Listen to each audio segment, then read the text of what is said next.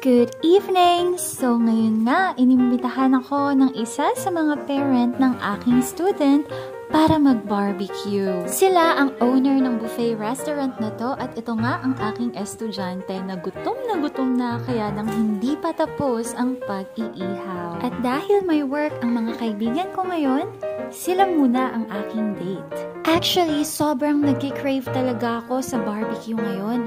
Kahapon ko pa nga sana balak, kaya lang, in-invite ako bigla ngayong araw na to, kaya sobrang excited akong umuwi galing trabaho. Mura lang ang mga buffet dito sa Vietnam.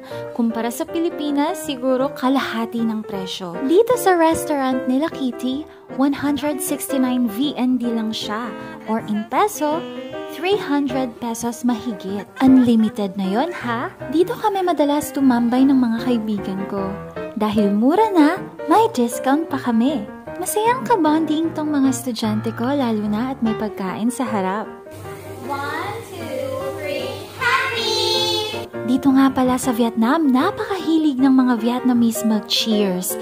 Bago kumain, ilang cheers ang gagawin at habang kumakain, may mga interval cheers pa yun. Siya nga pala ang mama ng aking estudyanteng si Kitty. Napakabait niya at napaka-sweet. Parang ate ko na nga siya dito sa Vietnam. Who is your favorite teacher? It's you. Why? I like you.